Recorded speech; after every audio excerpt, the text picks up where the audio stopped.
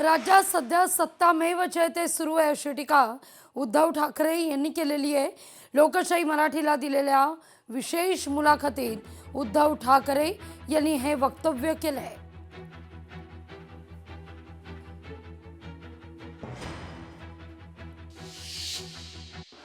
सत्यमेव जयते.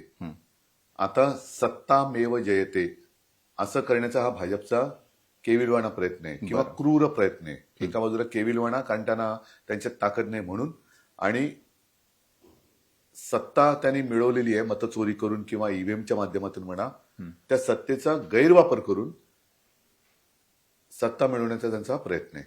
भौगोलिक परिस्थिती पाहिली तर मुंबईची काही जागा ही समुद्र पातळीपेक्षा खाली आहे. तिथे मग आम्ही पंपिंग स्टेशन किंवा पंप लावून ते पाणी उपसून बाहेर काढतो. आता ह्यानी काय केलंय, बेधडक वाटेल तिकडे खोदतायत. मेट्रोची स्टेशन करतायत. कालच्याच पावसाळ्यामध्ये नवीन स्टेशन त्याचं अनावरण केलं आणि 4 दिवसात ते वरळीचं ॲक्वा मरीन का काय ॲक्वा मेट्रो काय ते पाणी तुंबलं.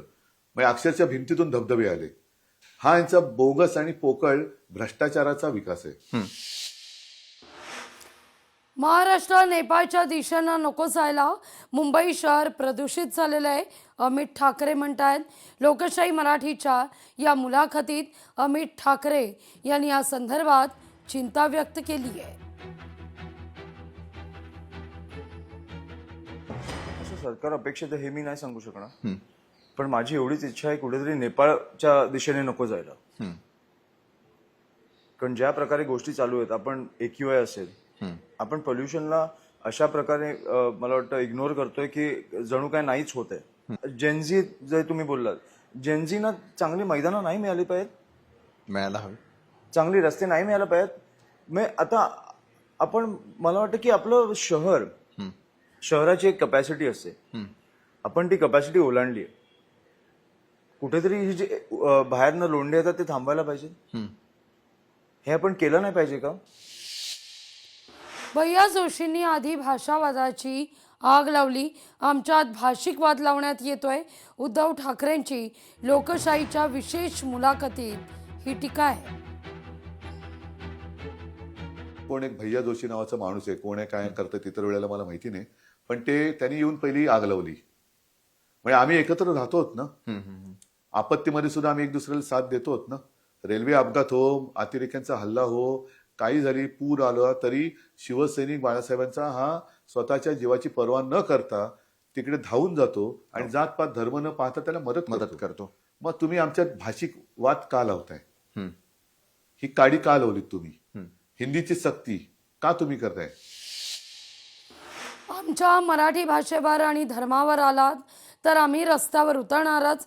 सत्ताधाऱ्यांचा मराठीला विरोध का, असा सवाल अमित ठाकरे यांनी उपस्थित केलाय.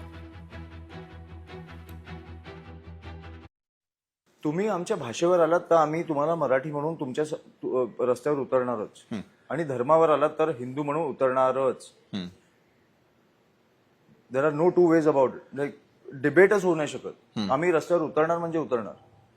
आम्ही पण काम काय करायचं, आम्ही आमचा लोकांचा विकास काय करायचा किंवा शहरांचा विकास काय करायचं हे आम्ही पहिल्या दिवशी सांगितलं ना. आम्ही दुसऱ्या दिवशी आमचा वचननामा जाहीर केला. कुठे मराठीचा मुद्दा आला किंवा कुठे हिंदुत्वाचा मुद्दा आला, आम्ही तुमच्यासाठी काय करणार हे सांगितलं. पण ह्याच्यासाठी आम्ही आमची भाषा किंवा आमचं धर्म बाजूला नाही ठेवू शकत. तेव्हा जेव्हा तुम्ही आमच्या अंगावर येणार, आम्ही येणारच अंगावर तुमच्या. हा पलटवार होणार. बिनविरोध निवडणुकांमुळे मतदारांचा अधिकार हिरावलाय. दमदाटी करून अर्ज मागे घ्यायला लावले. उद्धव ठाकरे म्हणतात. उद्धव ठाकरे यांची बिनविरोध निवडणुकीवर टीका आहे.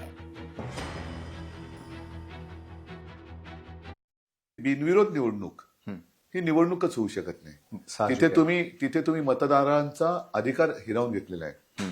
आणि बिनविरोध निवडणूक कधी होऊ शकते की ठीक आहे, एखादा गावकरी सगळे मिळून सांगतील की नाही बाबा हे आमचे सरपंच, आम्ही सगळे त्यांच्या विरुद्ध कोणी फॉर्मच भरणार नाही. पण भरलेले फॉर्म तुम्ही मागे घ्यायला लावतायत.